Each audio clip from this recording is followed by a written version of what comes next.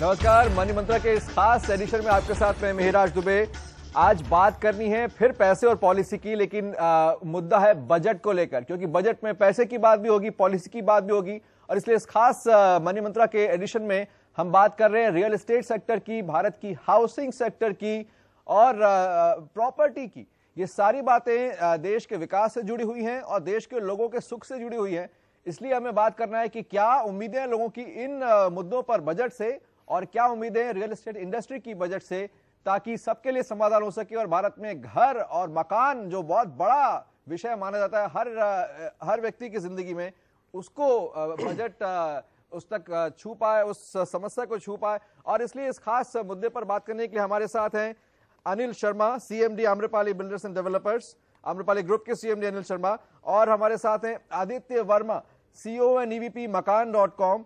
और मुंबई से हमारे साथ जुड़ रहे हैं आदित्य बंसल, लाइजेस फोरास के वाइस प्रेसिडेंट, जो रियल एस्टेट रिसर्च फर्म है। इनसे जानेंगे कि क्या कहते हैं इनके आंकड़े भारत के रियल एस्टेट सेक्टर के बारे में और लोगों की उम्मीदों के बारे में जब बात होती हो मकानों की। और अनिल शर्मा, दो मुद्दे हैं, एक तरफ लोगों की अपनी उम्मीदें हैं और एक तरफ रियल एस्टेट सेक्टर की अपनी उम्मीदें। लेकिन पहले मैं आपसे जानना चाहूंगा कि जो लोगों की उम्मीदें हैं, उनको आपको क्या लगता है कितनी बड़ी समस्या है हाउसिंग की भारत में? अकेले मुंबई में कहते हैं कि 20 लाख घर चाहिए, लेकिन 5 लाख घर भी रियल एस्टेट इंडस्ट्री प्रोवाइड नहीं कर पा रही। तो ये पूरी जो हाउसिंग सेक्टर का चैलेंज है, उसको आप कैसे देखते हैं और बजट में आपको क्या लगता है उसके लिए कुछ हो सकता है? देखिए, जो पिछले 4-5 वर्षों से, रिसेशन से थोड़ा पहले हम लोगों ने ये ऑब्जर्व किया, डाटा आंकड़े बताते हैं कि एक पर्टिकुलर ग्रुप ऑफ पीपल थे जिनके हाउसिंग की नीड पहले भी थी, लेकिन वो हाउसिंग के लिए उतने इंटरेस्टेड नहीं थे। वो मिडिल क्लास और बिल्कुल जो पुअरेस्ट ऑफ द पुअर है उनके बीच के क्लास हैं, उनको हम लोग लोअर मिडिल क्लास की कैटेगरी में गिनते हैं। और जिनका जो प्राइस रेंज होता है 15 लाख से लेकर 30-35 लाख तक का मकान का रेंज होता है, तो इनकी संख्या 55% देश में।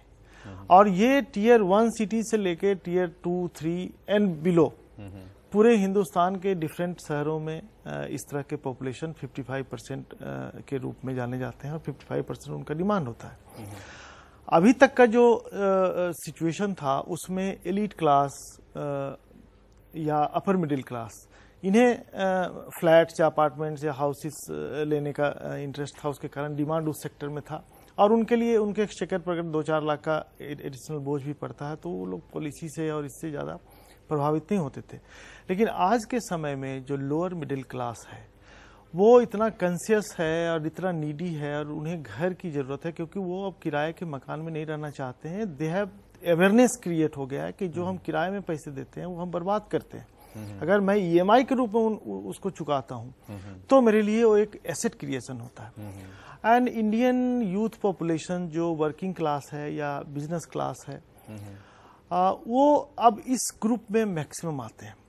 और इन लोगों ने अपना जो बजट है हाउसिंग के लिए, वो एक लिमिटेड बजट है। इनके EMIs का जो बोझ इनके मंथली एक्सचेकर पे पड़ता है तो बहुत महत्वपूर्ण होता है। इसीलिए हिंदुस्तान में हाउसिंग सेक्टर अभी पिछले 5-7 वर्षों में बहुत तेजी से उभरा है, चूंकि सप्लाई कम है और डिमांड बहुत ज्यादा है। लेकिन आपको लगता है यही जो सेक्टर है जिसका आपने कहा कि डिमांड के 55% लोग इस 10, 15 या 20 लाख तक का मकान चाह रहे हैं, उन तक मकान और मकान से जुड़ी सुविधाएं पहुंच नहीं पा रही? अब कितना वक्त लगेगा आपको लगता है ये एड्रेस होने में या ये काम पूरा होने में? ये तो एक ग्रुप की बात मैंने की, उससे पहले जो कई जो इवन उनसे लोअर स्ट्राटा के लोग हैं, उन्हें चूंकि गवर्नमेंट कभी मुहैया कराती है, लेकिन ये एक ऐसा ग्रुप है जिसको ना तो गवर्नमेंट सपोर्ट कर पाती है, ना गवर्नमेंट की अवेलेबिलिटी होती है, ना इनके बजट होते हैं। तो ये बहुत दिनों से सफर है।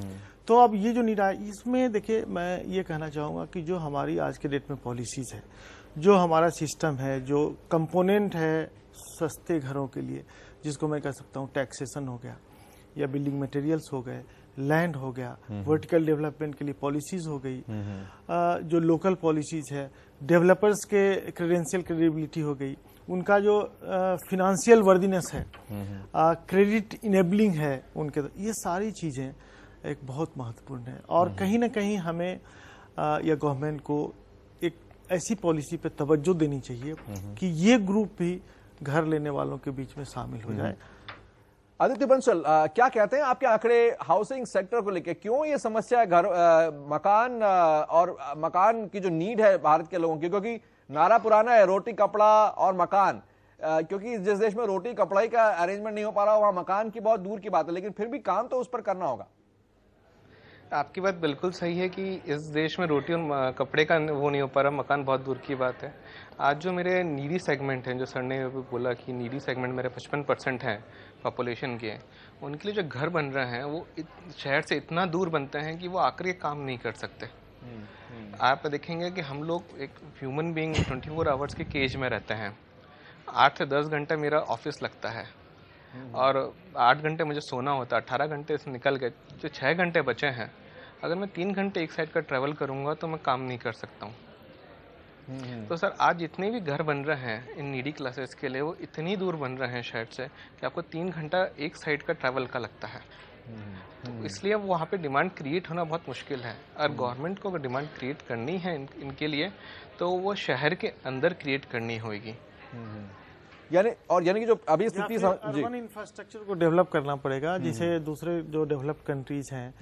आपने बिल्कुल सही बात कहा कि अगर चूंकि लैंड प्राइसेस कम है वहाँ पे, बिल्डिंग मटेरियल कॉस्ट भी कम हो जाता है, तो ऐसे केसेस में ये जो सेगमेंट है उन्हें कहीं न कहीं शहर से दूर जाना पड़ता है। लेकिन इसलिए मैंने कहा कि एक सशक्त पॉलिसी बने, या बन भी रही है आज के डेट में। अगर आप देखें तो ग्रेटर नोएडा बहुत दूर है दिल्ली से, लेकिन एक्सप्रेस हाईवे बन गया। अगर मेट्रो आ जाता है, उसके लिए अर्बन इंफ्रास्ट्रक्चर का जो रोल है, यानी अगर घर दूर भी हो तो मेट्रो में बैठ के वो काम तक पहुंच सके। बिल्कुल।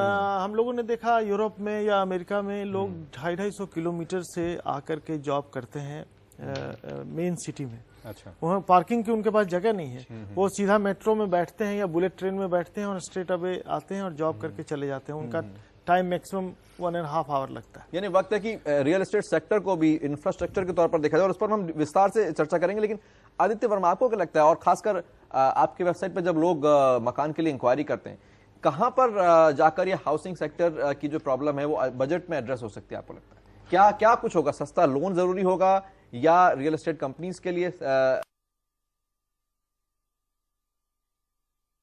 देखिए, अभी बजट से पहले हमने भी यही सोचा कि जाना जाए कि लोग बजट से क्या एक्सपेक्ट कर रहे हैं। हमारे हिसाब से जो हमने सर्वे किया अपनी साइट पे, उसमें तकरीबन 3 मेन मुद्दे लोगों ने सामने रखे हैं फाइनेंस मिनिस्टर के, and they want that those points should be taken into consideration. एक जो बहुत अजीब सा एक आप कहें कि रिक्वायरमेंट है अब जनता का, कि वो चाह रहे हैं कि housing should be made a fundamental right for them. Like you have right to education, like you have right to religion, people are saying that why not make housing a basic requirement for every Indian?